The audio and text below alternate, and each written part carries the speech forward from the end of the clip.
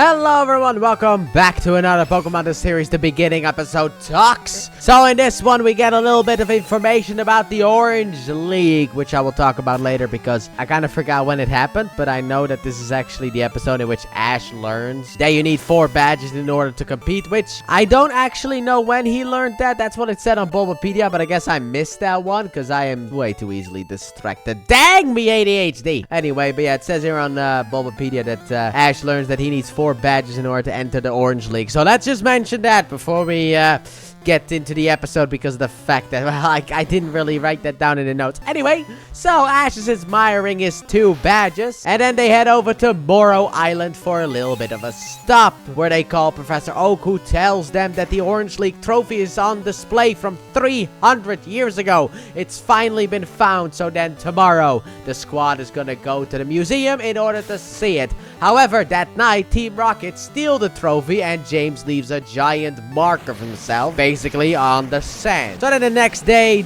everyone's in panic because the trophy's been stolen. So then Ash and the gang is just sad about the fact that they can't see the trophy, and then Ash almost trips over James's leg, and it's like, you stole it. So then afterwards we get the motto on the run, kind of, but we finish it standing still, but still kind of on the run motto. And then afterwards the Team Rocket escapes by Seadra, that's just there, so obviously Lapras follow. Then a fog happens, and Team Rocket want to explore the abandoned ship. So they go onto the ship, however, then they realize an abandoned ship means it's haunted. So then the squad arrives on the ship because of the fact that the big Seadra boat is still there. And yeah, they also realized it's haunted. However, then Misty accidentally drops Togepi, and Togepi falls down into the ship.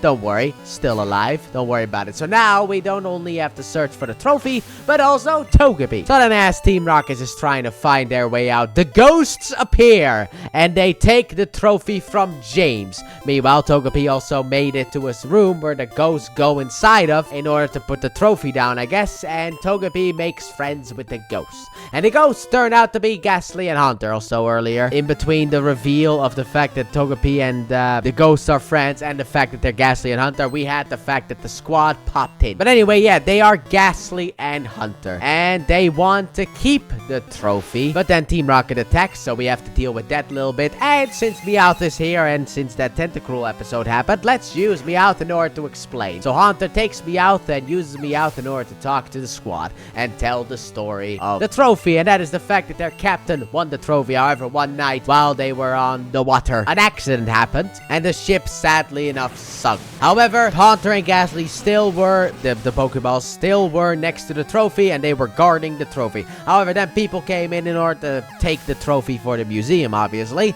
and that caused Ghastly and Haunter to be out of their Pokeballs, so then they raised the ship in order to get the thing back. Also, Ash is like, he must have been a great trainer, and then we get to see the captain, and the first thing I thought of was like, what's that hairstyle? But anyway, he was apparently a fantastic trainer with a Ghastly and a Haunter, and I'm like, how did you win? Ghastly's not the most spectacular Pokemon, okay? It's like, he doesn't even have a Gengar, but anyway, he won the trophy, as is officially confirmed. And then Ash is like, I'll challenge you, Captain. But then it's like, all right, illusion, forgot about that one. Then afterwards, we send Team Rocket away. The gang allows Ghastly and Haunter to keep the trophy, and they get off the ship, and the ship flies away, and the day is done. That is the episode. And I'm kind of left thinking, wait, what about the people on the island? You know, the people who are still searching for the trophy that's been stolen.